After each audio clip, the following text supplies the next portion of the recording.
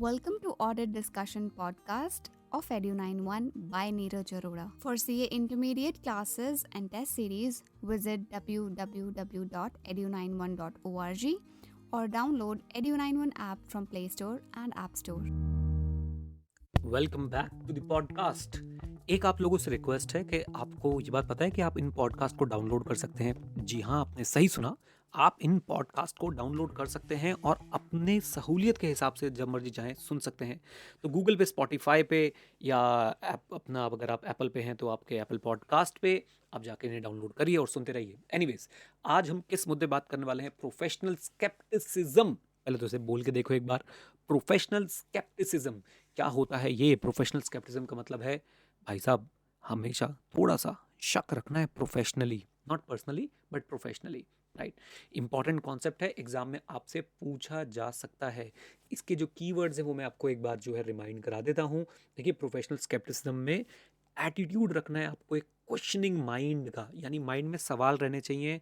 Mind में कभी भी ऐसा नहीं होना चाहिए कि किसी ने कुछ बोला हमने वो मान लिया। So it means the auditor must have an attitude which includes questioning mind. Number 2, being alert. किस चीज़ को लेके अलर्ट रहने का है? ऐसी कंडीशंस को जो इंडिकेट कर रही हैं पॉसिबल मिसस्टेटमेंट्स। फिर से बोलूंगा, ऐसी कंडीशंस जो इंडिकेट कर रही हैं पॉसिबल मिसस्टेटमेंट्स। और साथ साथ में आपने क्रिटिकल असेसमेंट करना है ऑडिट एविडेंस का। हाँ जी, क्रिटिकल असेसमेंट करना है ऑडिट एविडेंस का। राइट, तो ये हो गई सर हमारे पास कुछ बातें। नाउ इसमें क्वेश्चनिंग आपने किस किस को करनी है?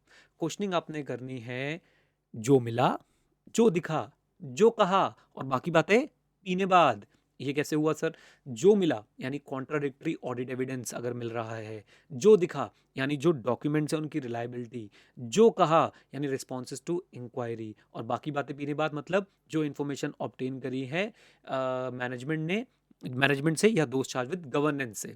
ओके, देन साथ साथ में एक चीज़ आपने और ध्यान रखनी है कि भाई हमेशा ऑडिटर चेक करेगा कि जो ऑडिट एविडेंस ऑडिटर ने ऑब्टेन किया है वो सफिशिएंट एंड अप्रोप्रिएट है या नहीं। तो मैं पूरा टॉपिक एक बार जल्दी से आपको रिवाइज कराता हूँ। देखिए, questioning mind, being alert to the conditions which indicate possible misstatements and critical assessment of audit evidence।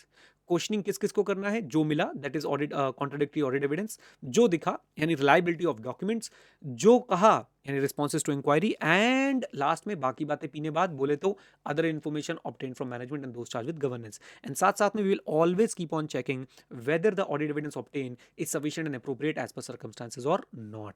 Okay, अच्छा, एक बात आपने और समझना है, ये क्वेश्चन एग्जाम में बार बार पूछा गया है कि वाई प्रोफेशनल स्केप्टिसिज्म।